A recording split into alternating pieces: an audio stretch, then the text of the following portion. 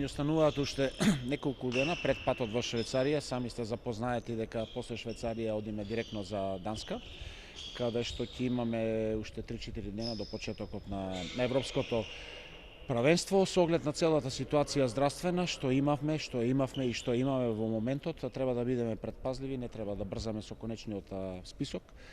Треба да почекаме да поминат уште овие 2 до 3 дена, да ги направиме последните 3 до 4 тренинга и да се одлучиме конечно за кој ќе патува во Данска на европското правенство. Уште пред повеќе од 2 месеци заедно со Ракометната федерација одлучивме дека ќе патуваат 19 ракометари и се надам дека ќе бидат доволно за предизвиците што ни предстојат на самото Европско правенство. Можам да кажам дека сум задоволен како се одвиваат подготовките, имаме добра атмосфера, позитивна атмосфера која што треба да ја задржиме. Задоволен сум од тоа што све сработивме во изминатиот период. Имаме и доста контролни надпревари и мислам дека полека но сигурно ќе пробаме да ја подигнеме формата надпреварувачка, затоа што имаме доста играчи.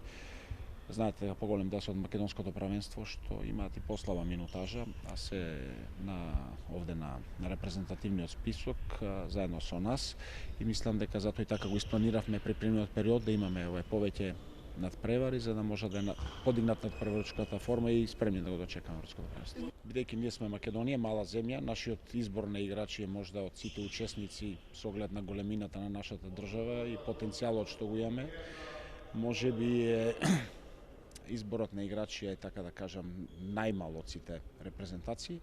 Ние треба да створиме еден добар колектив, еден добар систем кој што ќе функционира, каде што слабостите кои што ги имаме треба квалитетно да ги покриеме и да бидеме добри, а исто така добрите страни кои фала Богу исто ги имаме, треба да ги искористиме максимално. Задоволен сум јас, пробуваме да направиме една добра хемија, да функционираме као тим, да живееме за тие предизвици што не предстојат и се надевам дека со една максимална борбена игра пожртвување за својата земја.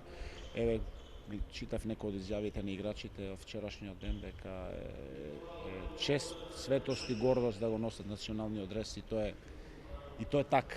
Тоа е така и ако така се чувствуваат, сигурно дека ќе бидат добри. Така да мојот одговор е дека треба да направиме еден добар тим. Значи ние немаме поединци, голем број што ќе можат да изнесат едно големо европско надпреварување, дали европско или светско, и треба да функционираме као тим. Тимот квалитетен ќе го издвои поединецот или на пиедестал, индивидуалец.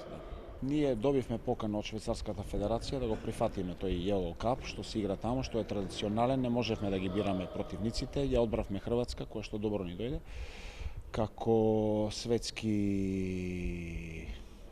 второ место беа на светското правенство, освоија сребрена медаља. Противниците не ги биравме, меѓутоа со оглед на тоа дека и Украина и Швајцарија се учесници на европското правенство, тоа само по себе кажува дека се квалитетни противници и Бахреин исто така кој што е стално учесник на светските правенства.